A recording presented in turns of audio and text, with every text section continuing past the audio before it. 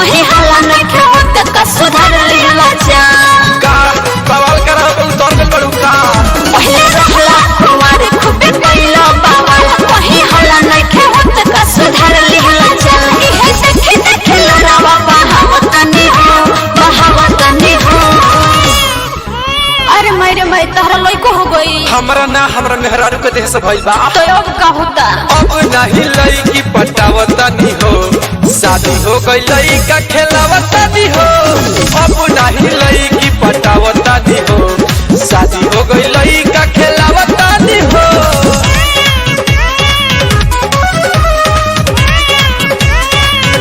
अब नहीं लईकी पटावतनी हो लईका खेलावतनी हो पैसे सुधर गइल सुनो ये होता 2 साल होता रे शादी के टोटल तोहरा बिना पैसे रह तारी ज्योति रोजो खियाल में हरारू मुँह में रोटी तहरा फट फुट गइल बका ना हो प्यार से पैसे सुधर गइल सुनो ये होता 2 साल होता रे शादी के टोटल तोहरा बिना पैसे रह तारी ज्योति रोजो खियाल में हरारू मुँह में रोटी तोहरा गलती के पता हम लगावतनी हो काम धरतनी कबू गलती ना करो तो एक बार आजा अब नहीं लईकी पटावतनी हो शादी हो गई लईका खेलावतनी हो अब नहीं लईकी पटावतनी हो शादी हो गई लईका खेलावतनी हो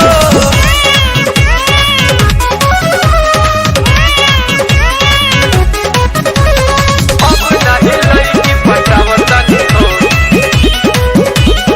लईका खेलावतनी हो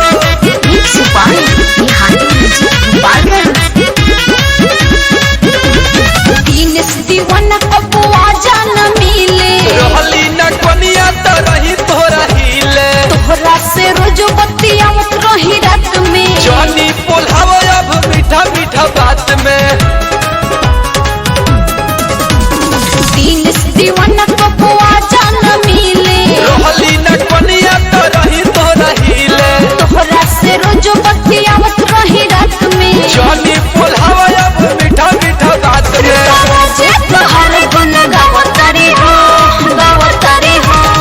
साफे सुधर गइल बड़ो तारा का बुझाता दू गो लइका हो गइल अब नहीं लईकी पटावतनी हो शादी हो गई लईका खेलावतनी हो अब नहीं लईकी पटावतनी हो शादी हो गई लईका खेलावतनी हो पहले रहला कुंवारे खूबे कइलो बाबा कहीं हल्ला नहीं खेत का सुधार लेला जा इहे देखे देखे लड़ावा बहावतनी हो